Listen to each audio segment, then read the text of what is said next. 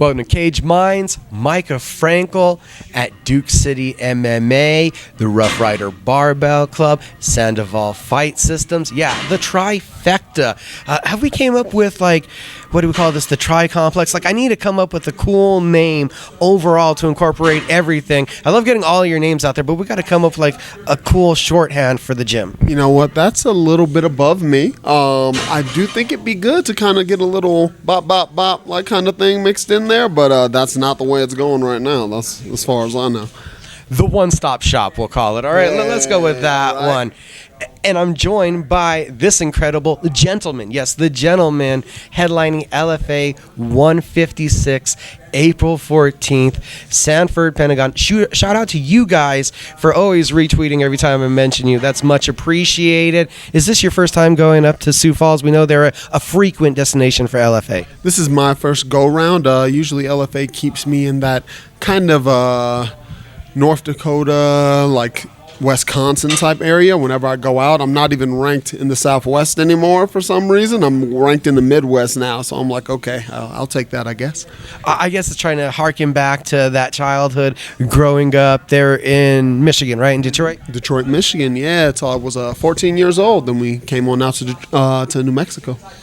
And what a journey it's been to all the way now where you're this professional fighter, and it's a title fight, we find out. Quick little adjustment. Main event, yes, but all of a sudden, Chris Brown vacates the title, and you're fighting for the vacant belt. What's the honest reaction to getting this that I know you've wanted for a while?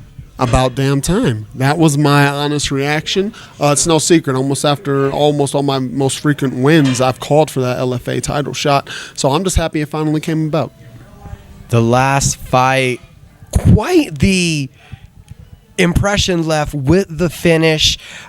Is that the most devastating submission you've pulled off? 100% the most devastating submission. My first time choking somebody unconscious, so I wasn't quite used to that feel yet of that limpness. Not even a limpness, because in that guillotine position, you don't actually feel them drop like that or go limp. You have to pay attention to the seizing in the back when their body's on that autopilot breath.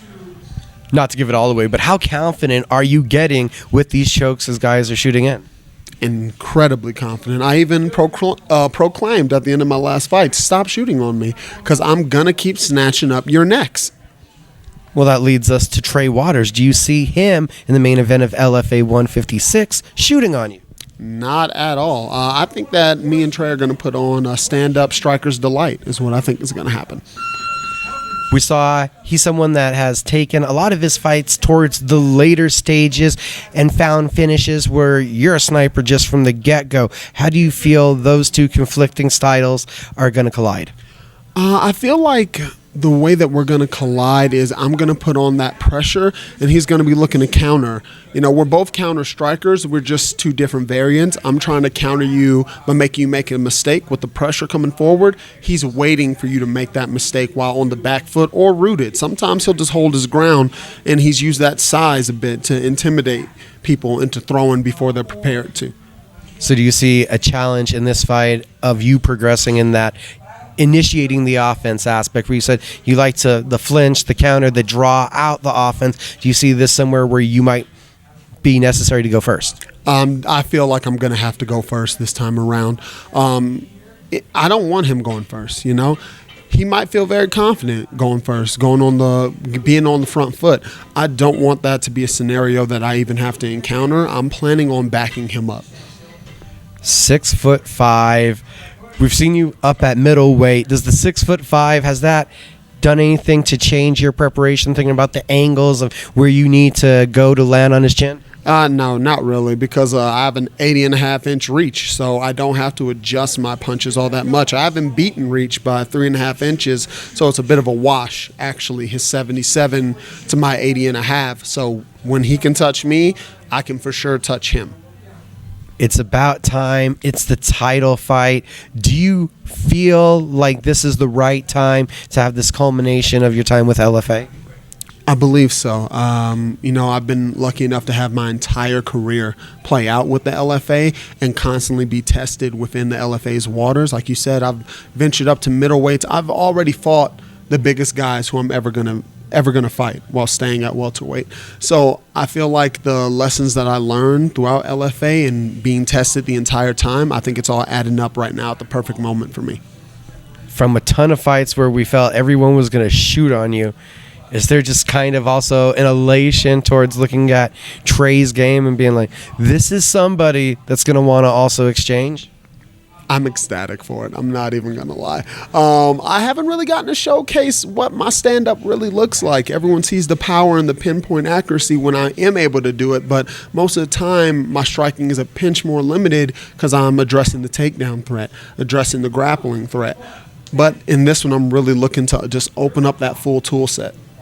You can be honest with me.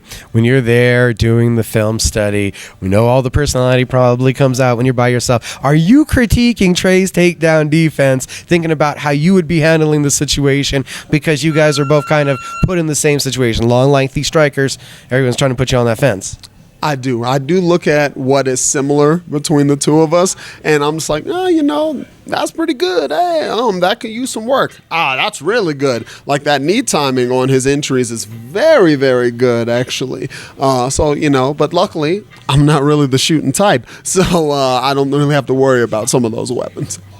Does this fight challenge you mentally, physically, with the preparation, just with the opportunity, as much as, say, these other challenges have been because they were wrestlers or they were Sambo wrestlers and it was going to be foreign? This one is definitely going to be a challenge. I feel like this fight with Trey is going to bring out the best in both of us.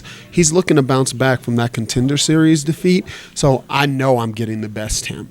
Ideally, I would love it if it wasn't the best him. That's an easier night for me. But, we're both going to show up there at the peak of our game, having now had to prep kind of on short notice for a 5-round fight, which has really, going through this type of training camp, 5 rounds, title fight, Shark tanking with 5 rounds. I've never felt more tested, but at the same time, more confident. Was there another gear to the preparation when the change from 3 rounds main event, title fight, 5 rounds was made? No, actually. That's something I'm very thankful to Frank Gomez for. He treats every one of them like we're fighting for a belt. I already do additional rounds, 5 to 6. But when it's actual focus, it's more of a slight mindset shift than anything. LFA 156, it's UFC Fight Pass, the gentleman in the main event. Thanks again to Duke City MMA, Sandoval Fight System, the Rough Rider Barbell Club, One-stop shop, man. the one-stop shop for allowing me in. Sir, best of luck. Thank you.